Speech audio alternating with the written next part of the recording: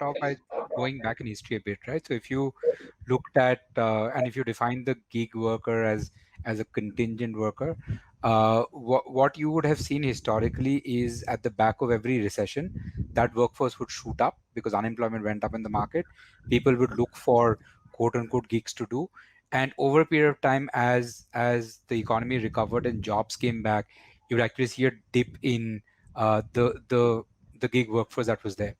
I think there were the watershed event which started to deviate from that trend was the last recession of 2010.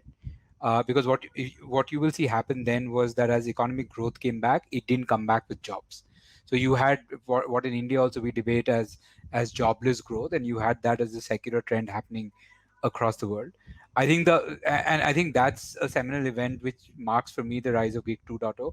I think right now where we are with COVID, with a pandemic which is wiping out large degree of economic activity, I just think it's going to get accelerated, right? And I think organizations are also at a point where they're actually looking at their talent as a cost element, and therefore looking at more variable ways of fulfilling that demand than they have in the past. So for me, the Gig 2.0 is a convergence of economics. It's a convergence of technology that allows uh, people to be able to deliver work no matter where they are in the world.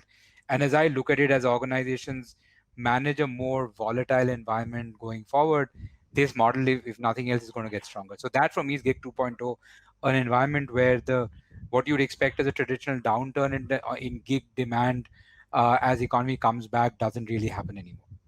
For sure. So I think we need to break this down into a couple of different elements, right? On one hand, I think as transformation happens and more and more organizations are undergoing digital transformation, I think there's a recognition of the fact that some of the key skills they require to transform the organization don't exist within, and trying to build that out ground up is going to take time, and you will lose market competitiveness. And I think that's where a freelancing variable talent source becomes really useful, because you have the best available out there.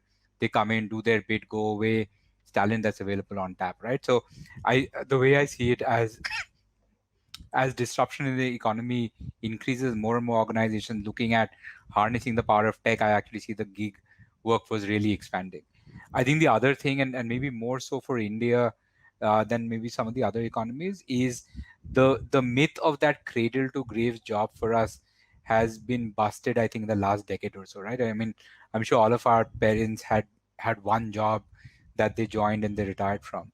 It's fair to say none of us will do that, right? And I think in the mind of the employee, there is also that uncertainty to say that, my organization may ask me to leave whenever, and should I just try to build something on my own where I can control my destiny?